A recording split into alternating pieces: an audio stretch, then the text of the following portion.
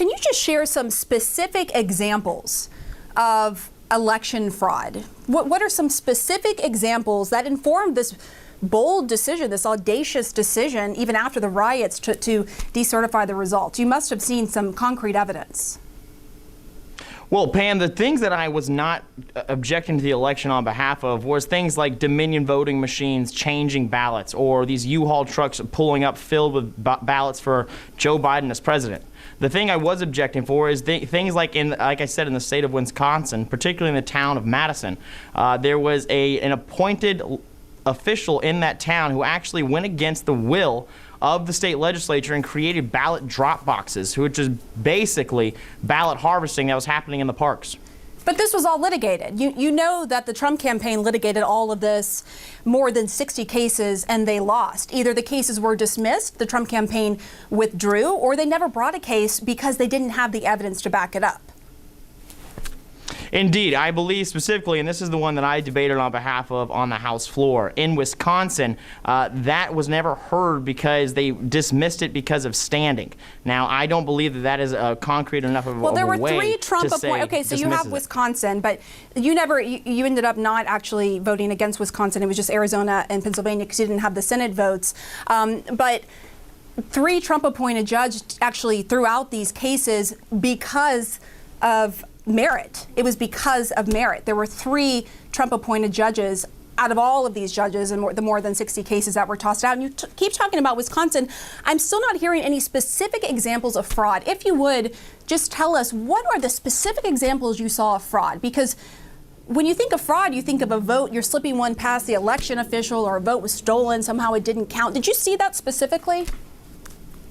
No, Pam, and like I said, that's not the reason I contested the election.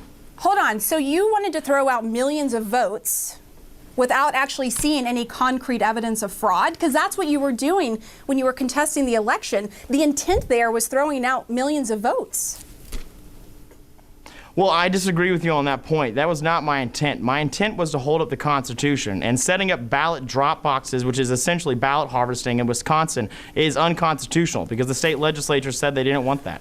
So you know more than the judge, the Trump-appointed judge, who actually looked at that case before the election and dismissed the Trump campaign's argument that drop boxes are unconstitutional. And if you would you point to me and where in the Constitution it says that drop boxes are unconstitutional? I don't recall seeing that in the Constitution.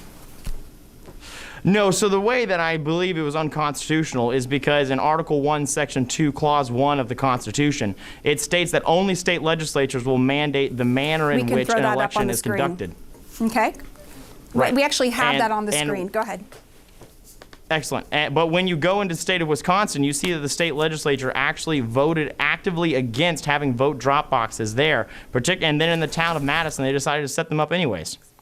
So you're making an obscure case on this. Other constitutional experts say, look, what this says right here, this Article 2 of the Constitution says that the legislature can decide what dictates the electors. And they did decide before this election. The states did decide that the plurality of the vote would dictate who the electors are. So that did actually happen. And I just want to also ask you, what sort of research did you put in? What kind of work did you put in before you decided to make this objection? I'm just curious what you read. Did you actually go to any of the states to look at the voter fraud? What kind of research did you put into this? No, so we hired 3 constitutional lawyers who looked into this for our campaign. And then the findings that we had is that, as you said, I believe in reading the Constitution through the prism of original intent. And I believe the original intent of the framers of the Constitution was to make sure that the federal government can't exercise overreach and go into these states and dictate our laws of how to run elections. So do you think the intent, too, was to throw out millions of votes because of a suspicion, not even concrete evidence, because of evidence, I should say, just because of a suspicion? Do you think that that was what our founders intended? Well, we do have concrete evidence that there were ballot drop boxes inside of Wisconsin. I don't have the white pages on me, but I would be happy to send that to you.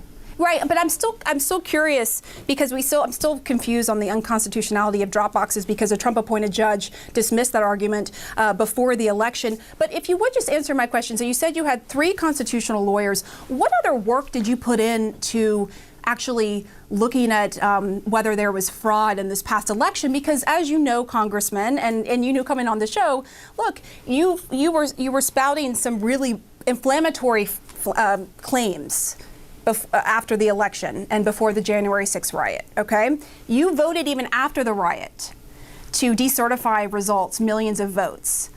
So I'm just wondering, what kind of work did you put into making sure you were rock solid before making those claims and deciding to do that?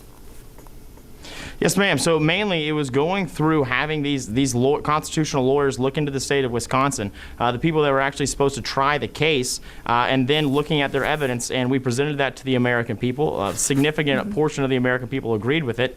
I agreed with it myself, and I believe that it was a constitutional infraction. And so that's why I opposed the election. Now, you keep bringing up that I did it even after the January 6th insurrection, which, again, I think is despicable and I absolutely condemn. But the people who changed their vote because of that, I believe they were doing it because of political expedience, either if they were going to contest or if they weren't going to contest. The actions of January 6th do not change what happened in the November election, and I believe what happened in Wisconsin was unconstitutional. This is CNN's Pamela Brown holding freshman Republican lawmaker Madison Cawthorn's feet to the fire and demanding actual proof, any proof, to back up his vote to block certification of the election and ultimately prevent Joe Biden from taking office. And the way that Cawthorn dissembles goes to show that these people never actually bothered to find any legitimate justification. They just decided they were entitled to winning an election that they lost. Now, clearly Republicans like Cawthorn have been scrambling to try and retroactively legitimize their efforts to overturn the election in their desperation to not look like the seditious hacks that they are. And so for Cawthorn, he's decided that the excuse he'll land on is that the manner in which drop boxes were installed in Wisconsin was unconstitutional. That's the sticking point for him. You see, he swore an oath, and he knew that the founding fathers, the framers of the Constitution, would be rolling in their graves that people could safely vote during a pandemic, and so that's why he decided to stop the certification of a duly elected president. He did it not for Trump or to raise his own profile, he did it for James Madison. In reality, while Madison Cawthorn has unilaterally decided to be the voice of the framers, the issue of drop boxes in Wisconsin was already adjudicated. A federal judge in Milwaukee, Judge Brett Ludwig, a Trump appointee, heard this case wherein Trump's team accused a group of state and local election officials of violating state law by expanding the manner in which absentee ballots were received and processed during the pandemic.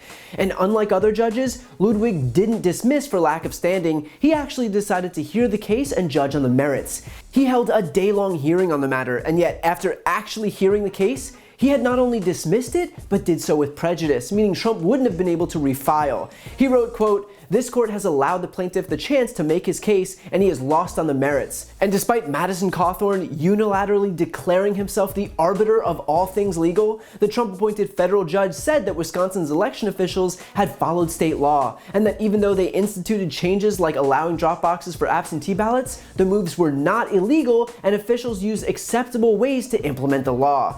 And as if that wasn't clear enough, Judge Ludwig then went on to note that the Trump campaign was aware of these changes months before they were put in place and should have challenged them then, instead of waiting until Trump lost to suddenly decide that they were unconstitutional. It's almost like the judge realized, and bear with me here, that this wasn't actually about the legality of drop boxes, but was rather just a pretext to try and overturn election results that they didn't like using any excuse humanly possible.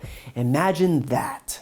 The judge ended with this, for all of the Madison Cawthorns out there who apparently needed to see it written in black and white. This is an extraordinary case. A sitting president who did not prevail in his bid for re-election has asked for federal court help in setting aside the popular vote based on disputed election administration issues he plainly could have raised before the vote occurred. In his reply brief, plaintiff asks that the rule of law be followed. It has been.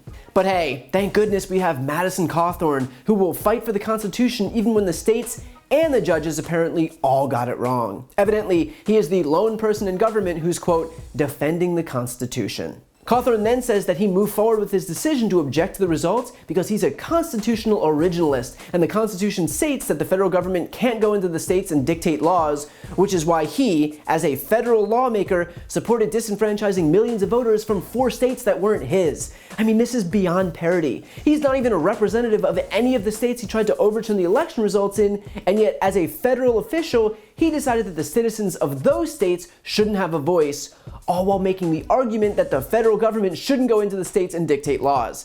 Yeah, no, it makes total sense. So look, we could go on all day debunking Cawthorn's individual arguments, but what's beyond clear is that this was never about defending the Constitution, it was never about protecting the states, it wasn't about the rule of law, it was about trying to keep Trump in office and then reverse engineering some tepid excuse to defend himself once the whole plan went south. People like Madison Cawthorn began his political career attempting to subvert the will of Americans, so he can try this whole redemption tour thing all he wants, but we know better. He is as seditious as Donald Trump, and that will always be his legacy.